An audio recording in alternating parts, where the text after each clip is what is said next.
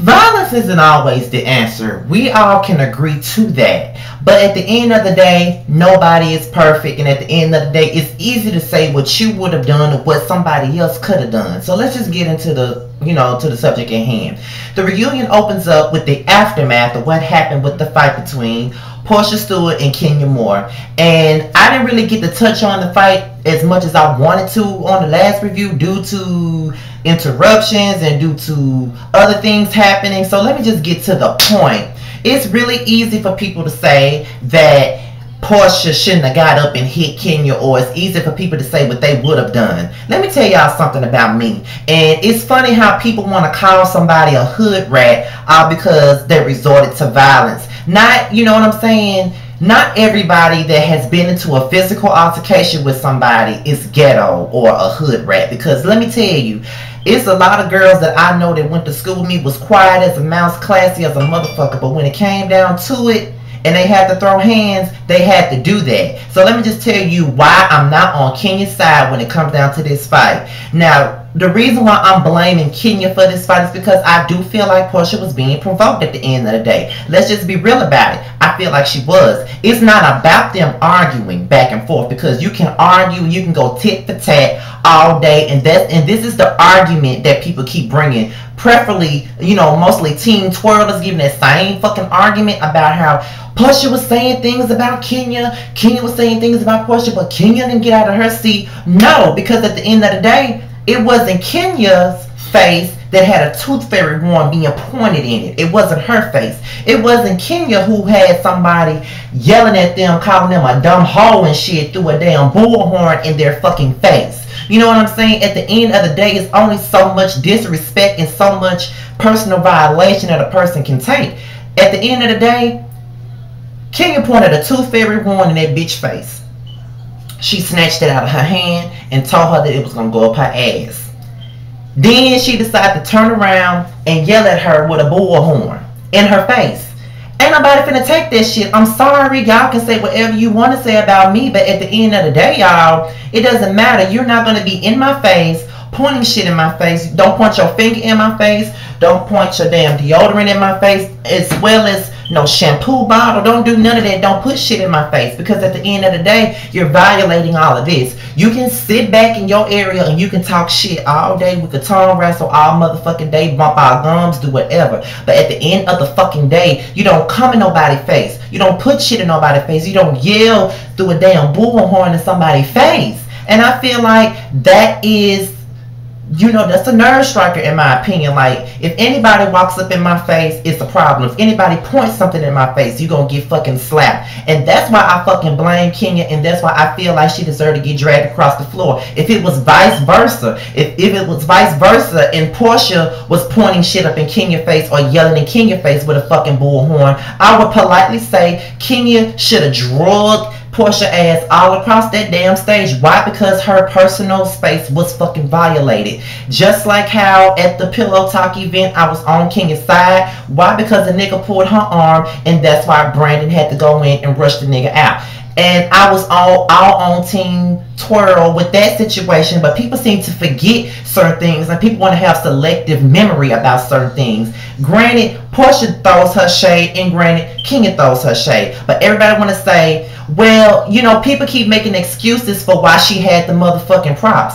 Oh, well, Portia was over talking her, so that's why she poured out, the bullhorn.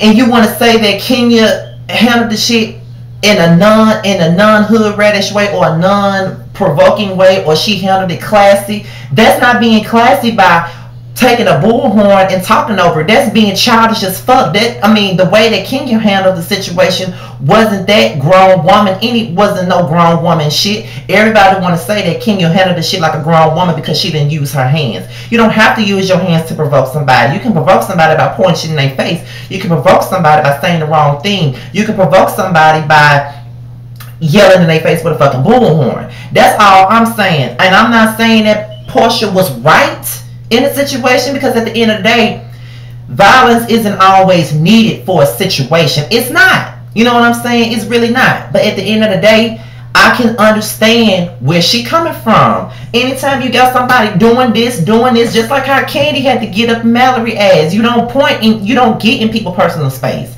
And that's just the bottom line. You don't do that shit. You know what I mean? And then for people to want to come at, you know, Portia and call her a hood rat because she drug her. Was Kenya a fucking hood rat when she ran up in Portia's face at in Anguilla? You know what I'm saying? Was she a fucking hood rat then? Was she a hood rat when she fucking threatened an 8-month pregnant Phaedra last season at the reunion for saying shit that she didn't like and threatened to kick her teeth out of her mouth while she was fucking pregnant? I mean, really? You know what I'm saying? So, Kenya is nobody's angel, and I'm sick of people doing it. And just because I'm defending Portia does not mean that I feel like she's an angel, because Portia ain't no motherfucking angel in the situation. She throws her shade just like everybody else does. So my whole opinion about this situation is not about the fact that, you know, Kenya said something she didn't like or whatever. It's about the principle. You don't put shit in nobody's face, and you don't do that. Now, all you classy people always talking about how, oh, I would have walked away, or I would have done this, or I would have done that, or I would have did this. It's easy for you to say what you would have done until you're put in that position. Until you're put in that position, then shut the fuck up. Because I've been in plenty of positions where people then got out of line and got in my fucking face, and I had to go the fuck off. Just like how the bitch ran up on me at work and tried to swing the damn umbrella at me. I had to lose my fucking mind while I was at work. You know what I'm saying? I didn't put my hands on her. Why? Because that's a female. But if I lost my mind clear enough, I could have easily put my hands on her. But at the end of the day, you got somebody pointing a motherfucking tooth fairy wand that close to you. See, luckily that bitch was far away with that umbrella. Like, she tried to run up on me, but she couldn't get close. But I did lose my mind, because when you're charging at somebody or you point something at somebody's face, automatically you feel threatened. And Kenya wants to say, oh, I'm just having a little fun, and I'm doing this, and it's being taken out of proportion. It was not being taken out of proportion. At the end of motherfucking day, you put something in that girl's face, and that's my whole thing. It goes beyond me not liking Kenya and me liking Portia. Because at the end of the day, I feel like this. I don't have to pick a side, because I've been on Kenya's side. I can read every bitch on that motherfucking stage for the wrong that they do. And I have. I've read Candy. I've read Cynthia. I've read Kenya. I've read Nene, Phaedra, everybody on that show. So don't fucking think that it's a fucking double standard when it comes to Kenya, because Kenya ain't fucking special to have a double standard. I've read every motherfucker on that damn couch when they did some fucked up shit that I didn't like. So with that being said, since Kenya pointed that shit in that girl's face and I didn't like it, and if I was in Portia's position, I probably would have done the same fucking thing. That's my motherfucking opinion. You don't have to like that. That's what I think at the end of the day. It's not about me disliking Kenya, because I can't stand the bitch. But I was down for Kenya when it came down to that pillow talk situation. Why? Because she didn't do shit wrong. That was Nene and Cynthia's doing. It wasn't Kenya's doing. And if it comes up at the third part of this reunion, I'm going to have Kenya back then. I don't have to be biased. It's the truth is the fucking truth, in the situation is the fucking situation. When you violate somebody's personal space, get prepared to be dealt with. And Kenya thought that Portia was the weakest link, because I really do believe that if there had been somebody like Nene, she never would have pointed no one in her face, nor would she have yelled at her with a motherfucking bullhorn in her fucking face if that was Nene. And I feel like if that was even Candy or fucking Phaedra, she never would have done that. But she did that with Portia because she felt like Portia was a dumbass bitch, which she can be a dumbass bitch sometimes. And she felt like she wasn't gonna do shit. She wasn't prepared to get her ass yanked by her hair and drugged and mopped up across that damn stage. She wasn't expecting it, but she got it. You can't underestimate your opponent like that. And that's what happened, and that's why she got drugged. And that's all I got to say about that. I'm not going to spend my time on this shit no more. I said what I got to say. My opinion of this fight has nothing to do with my dislike for Kenya. It's about the fucking principle. When you get in somebody's personal space, you fucked up. If Portia did that to Kenya, I would be reading Portia for this shit. That's just the bottom line. I'm not one to be biased about a damn thing. I'm not one to be a double standard about a damn thing. At the end of the day, you can talk shit all motherfucking day. They both hit low blows with each other. Portia hit her low blows with Kenya, and Kenya hit her low blows with Portia. But all that went out the window for me when you started pouring shit in people's face. And then you want to play the victim like you ain't never charged at nobody. And you want to say violence ain't the answer when you was the one who tried to perpetuate violence last year and Anguilla with Portia. So I'm not trying to hear that shit. And teen twirl, whatever. It is what it is. I don't give a fuck. Because at the end of the day, this is my opinion. I'm on Portia's side on this particular situation, and that's that. So we get into Dora, the Explorer, aka Mama Joyce, and I just feel like she was on one tonight. I think that she needs to lay off the Hennessy and stay with the Ensure because she was doing too motherfucking much. And I feel like Candy need to put Dora on a leash because she was doing the absolute most. And I don't know what was her deal tonight. Like, she was saying and doing too much. I just felt like she was just doing the most, and I just feel like she just needs to sit her ass down, like trying to hop over tables to fight, you know, somebody mama and shit. Like, motherfucker, you in your 70s, you know what I'm saying, and you need to sit the fuck down. And at the end of the day, you want to say this not about Candy's money, but motherfucker, it is about Candy's money. You stated that from the beginning. You think every nigga that comes after Candy is coming after her for her fucking money, you know what I'm saying? And I just feel like you're still not respecting your daughter. And I feel like Candy really do need to put her mama in her fucking place at the end of the day. I mean, as you know, I do feel like in the South, people are raised with this strict ass mentality that you cannot put your parents in their place, and sometimes you have to. Because me, as much as I love my mom, as much as I would die if something ever happened to her, if I feel a certain way about what the fuck I want to do with my life, she doesn't have to agree with it, but I'm gonna do what the fuck I want to do at the end of the day. I'm 25 years old, and I am on the verge of getting the fuck up out of here. So if I want to do what I want to do, then you know what I'm saying, that's my opinion, because I'm a grown ass man. You birthed me, you raised me, you took care of me, you went without just so I can have, you know what I mean? But at the end of the day, I'm grown. This is my decision. You have made your mistakes, let me make my mistake. If this is a mistake that you see, let me make my mistake, let me fall on my ass, and then you can pick me up and let me know, motherfucker, I told you. That's the only thing I can say. So Dora just need to have a motherfucking seat, honestly. So we just get, so moving past Dora and her antics, let me just talk about this Cynthia and Nene shit. Now, first of all, Cynthia, let me tell your motherfucking ass something. I have told you this whole season that you a pussy ass bitch and you stay up Nene's ass. Now, as a matter of fact, it hasn't been just all season. I have been telling you that season after season after season after season. You're Nene's friend. Nene is not your motherfucking friend, bitch. Have you not realized that? She's not your fucking friend. Did you not see how she acted with Kim and Sheree? Like, if at any point, if you losing all your friends, something is seriously wrong with you. You have to be the fucking common denominator if you constantly losing your fucking friends. Should stop fucking with Kim because Kim was fucking with Sheree, a bitch that she was having a beef with at the time.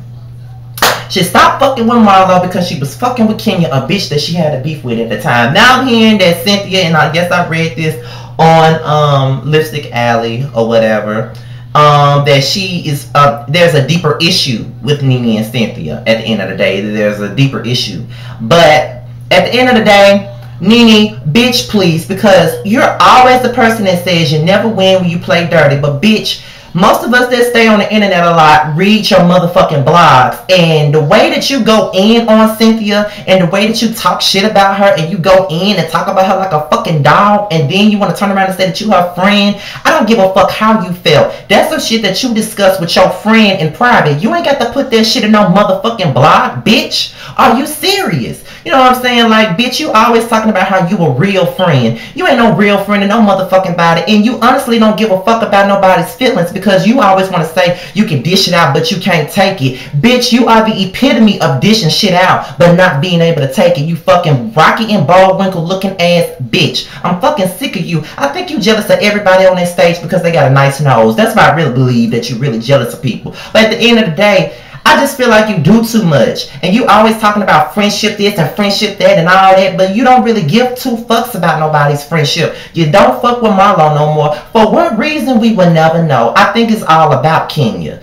Honestly, I really do think it's all about Kenya. And I wish Marlo was able to be at the motherfucking reunion, honestly. But Nene kills me And then when everybody called her out, even Kenya had a point when she said that you can't even get along with Cynthia. I mean, at the end of the day, no, Cynthia is nobody's motherfucking angel because Cynthia is just as messy as anybody else on the show. But I can honestly say, as much as I don't like their horseradish face ass bitch, she was a real friend of Nene. She held Nene down when nobody else on that show was holding her the fuck down. That's how I feel. But at the end of the day, Cynthia, you have a blind loyalty to that bitch, and I'm not gonna judge you for that because I've done that. I can cuss a bitch out in a second, but when it comes down to my friends, I can be more lenient. I'm more lenient with my friends. I don't want to have to cuss my friends out, but at some point, you got to read your motherfucking friends sometimes at the end of the day, because sometimes they deserve to be read, and sometimes they do the most. And Nene does the most, because when she calls your husband a bitch, that's when you really should have read Nene motherfucking ass, because if you had called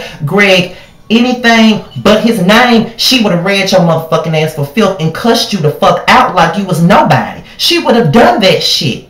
Honestly, she would have. And Nene can never say that she never would have done that, because just like Cynthia said, she feel like they never would have been able to have a conversation if she did Greg like that. And that's the fucking truth. It's fucking bullshit. You can't read somebody on a blog and then call them and say, oh yeah, I went in on you, but you still my bitch. No. If you want to read me like that, read me in person. Call my phone and read me. Don't put that shit on the blog for everybody to fucking see it. It's bad enough that y'all film this shit months in advance, and then when the show come on, y'all got to relive the shit and it opens up a wound all over again. But yeah, you want to take it to the blogs, and that shit ain't cool. And Nene thinks that she can say whatever the fuck she want to say to somebody, and that's not the way the world works, bitch. That's not the way the fucking world turns, motherfucker. You can't say what the fuck you want to say to everybody and not expect nobody to say what the fuck they want to say back to you. And then you talking about, you can tell me if I'm wrong, but if I feel a certain type of way, I'm allowed to feel that way. Bitch, you are still trying to make it seem like you are never wrong in no motherfucking situation when you are always wrong. A lot of shit that happened this season on this show,